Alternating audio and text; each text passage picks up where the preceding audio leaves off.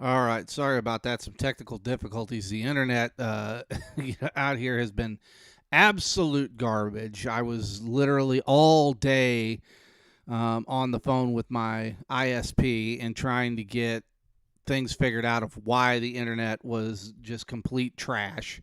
It's hard to say one way or another, so I apologize for that. But what we were doing before we had lost feed was we were discussing Adam Wainwright and his pitches and his pitch styles and types. So obviously, being of the fact that my internet is still not cooperating correctly, I'm going to try to keep the load down as much as I can. But what I'll do is I'll use a physical description to describe kind of his pitching types. So when he throws a curveball, right? Adam throws a 12-6 curve. And if you see it in any picture, they show it from a perspective of like you have both these fingers down, you're gripping these fingers, and you're throwing the ball kind of like this. Everything's different. It's all subjective. But really, what the way Adam does it is he's taking his finger and he's pushing his finger into his second one. This is where slip and tack comes into play. This is a slip. So what a pitcher would do is they would make sure that they would want to have slip on this finger and they would want to have slip on their thumb because they want tack here to roll the ball. Because when you have your pitch rotation and you come out, you're coming out like this. It's hard to keep it in the picture because you want to have, proper mechanics. But as it comes out, you're going to come out, and he describes, you're going to come out like here, right about, and I'm sorry for getting away from the microphone, but right about where your face is. So right about here, almost full extension, and just have that ball roll out. And see, that's why you see his finger, because he's pushing so hard against this finger because that's where all your grip is, right there. And the control with the thumb, but this is where all your grip is. And that's why he's taking this finger, your pointer finger, and pushing it against his middle finger and rolling that ball out of the pocket. Now, when it comes to a slider, you're talking about bite. And you're trying to get bite like this, or as the old days they used to call it a slurve. But this is the grip for a slider. It's the same as a curve, but you're throwing it like a fastball. So instead of it rolling out of your hand like this, you're throwing it like this, and so therefore you're getting bite to it, and it's going. And you're still throwing it to a certain extent out like this because you want to get this rotation instead of throwing it straight like a fastball. Another example is four seam. So when we talk about tack, let's talk about the substances that they use in tack with certain different types of pitches in certain different situations. With a fastball, whether it be two seam or four seam, you're going to want tack on these two fingers because you're going to want to get rotation on the ball, because the key is to get these fingers to stick as long as you can to get them to rotate that ball. This is what pitchers are doing right now. And I can't remember where I had heard it or where I had seen it, but there was an interview that was done, and they had talked about, there was a joke that one of the players had said, hey, just let the pitchers cheat. If they're going to use substances and tack up the ball and do all this other stuff, then just let the hitters use steroids.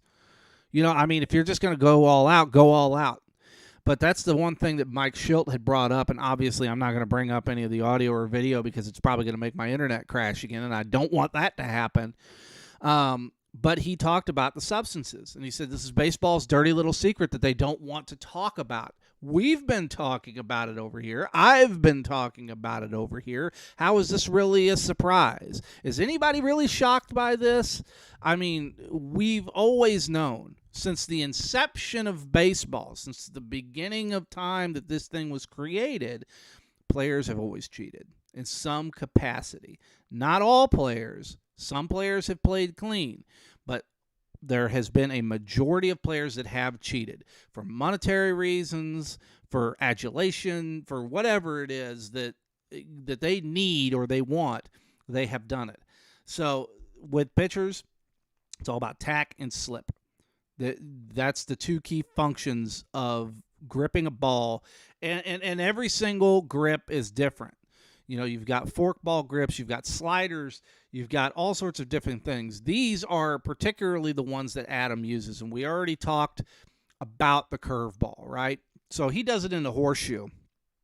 So when he grips it like this. That's how he does it, just like that. And he grabs it at the end of the horseshoe, just like so. Now, when he throws a sinker, he's throwing it back a little bit, and he's doing it like this. That's how he's throwing a sinker, right? So he doesn't have it all the way back into the cup of his hand, into the cup of his palm, but he has it right there. Now with his four seam, he's coming across like this. Sometimes he'll spread his fingers out a little bit more, maybe offset it to get a little bit of cut. But then you've got the changeup, and now there's multiple different ways, but this is the way Adam does it. So when he throws his changeup, it's like this, right? It's like that. It's all the way back in here. It slows down the ball. Sorry about that hitting the microphone. My apologies, but it slows down the pitch. You can still throw it like a fastball, but it's going to take about 10 mile an hour velocity off. That's the key, and you get a little bit of drop to it, or drop or bite, because you're rolling your fingers off of it like that. Again, hitting the microphone. I'm wild in here. I'm crazy. Now, there's those type of change-ups, but there's also, the Vulcan change, hence live long and prosper. It's the same methodology. You just go in like that and have the Vulcan change. There's so many different types of pitching grips that people can use in different variations, and different styles and different setups. The one that always gets me is the slider, or the slurve as they call it. That's literally this. Okay, that's this. This is a slider. And if you get tack on these two fingers and you're throwing a slider, that changes everything. That changes your rotation, it changes your pitch velocity, it changes every aspect of where the ball goes and how it goes, where, and why. When it comes to the batters having to combat this, because now they can't use illegal substances to boost their body in order to be able to hit. Like Mark McGwire, what was it that he used? Andros? I can't remember the name of it. You guys could chime in the comments section and kind of talk about it yourselves, but I believe it's called Andro. What he used, it was basically a testosterone supplement, basically a steroid derivative. But it's, hitters have been, kind of cheating on stuff too. George Brett would like to run pine tar further up the bat. He got caught on it, once or twice. There's other players that have done that. They've tried to use other substances on the baseball bat lower down to get better grip on the bat. But guys aren't wanting to use the bats the way they used to back in the 70s and the 80s. They're not hitting the same way anymore. They're hitting more along the lines of, I'm trying to jack a home run because that's the way I'm going to get paid, because the home run is sexy. If I'm a 250, 275 hitter and I hit 30 home runs, between 30 and 40 home runs a season, and I hit 275 BA, and my on-base percentage is high, and, my OPS is high. If my OPS is somewhere in the 700s, 800s, let's say it's in the 800s, that's pretty high. If you have OBP where you're above like 350, 375, that's really great.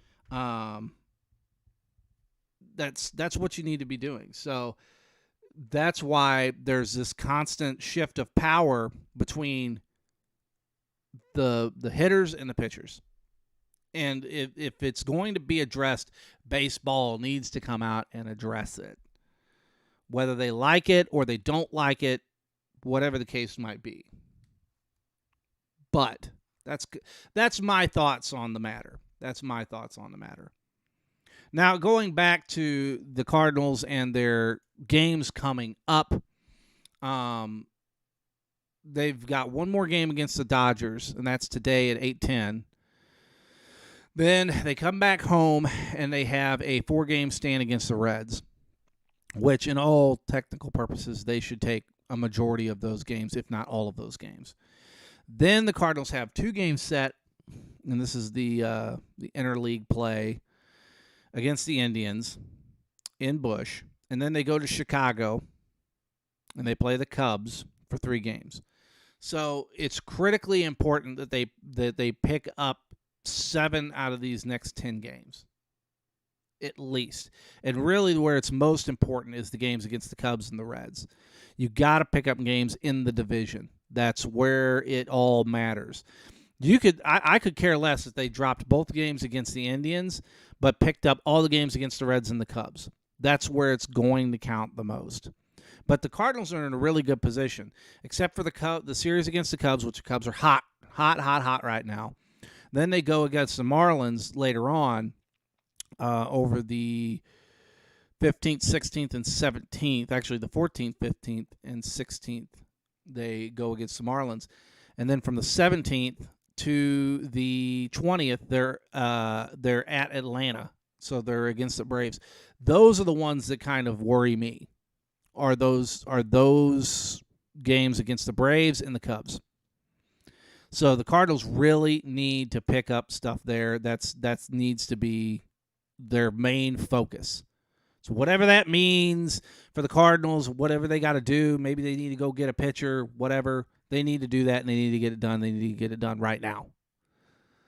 So, all right, I'm still a little bit jet lagged being on vacation, being gone, 5 time zones away and all that stuff. So, it's been tough trying to recover and get back into the swing of things and a million other things going on in life.